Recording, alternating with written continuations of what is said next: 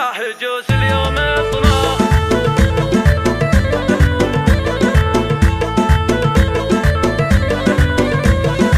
يا هجوس اليوم اطناخ بالاقوالي وابدع بنظم القوى في الخياليه في مدح العز من شانهم عالي قول عز والفخر في قوافيه امي راكل المعالي بامثالي على صيل الطيب الاوصاف مرويه امي راكن بالكرم جودي ينهالي الكريمه بالعطا كفها سقيه وصفها ام العريسه عذب خصالي فرحة بركان فرحه خياليه وامنا يسيره الطيب وزلالي شيخة بنا الاميرات ساميه امنا يفبصلها تشمخ بعالي اشرقت ام العروسه ولها تحيه والقروم اخوانها خير الابطال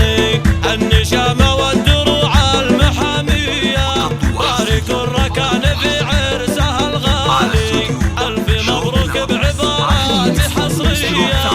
الفخر ركاني يا شيخ الرجالي راعي الهبه فعولك بطوليه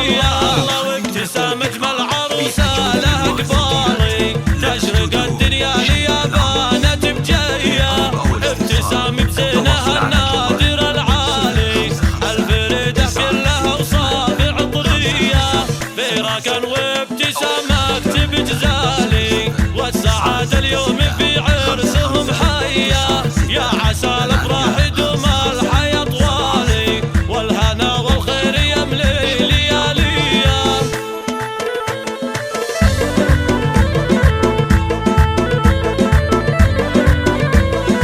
يا هجوس اليوم اطناخ بالاقوالي وابدع بنظم القوى في الخياليه في مدح العز من شانهم عالي قول عز والفخر في قوافيه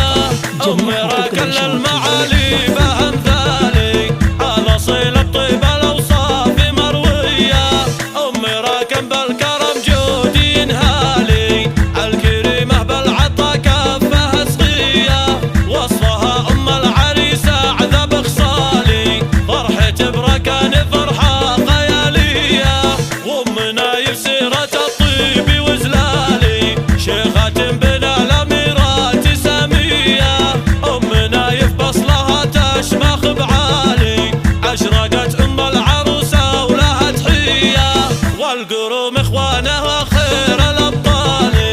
النشامه والدروع المحاميه بارك الركان في عرسها الغالي الف مبروك بعبارات حصريه الفخر ركاني يا شيخ الرجالي راعي الهبه فعولك بطوليه الله وابتسام اجمل عروسه لها قبالي تشرق الدنيا ليا بانت بجيه ابتسام بزينها النادر العالي الفريده كلها وصافي عطريه في ركن وابتسامك بجزالي والسعاده اليوم في عرسهم حيه يا عسى الافراح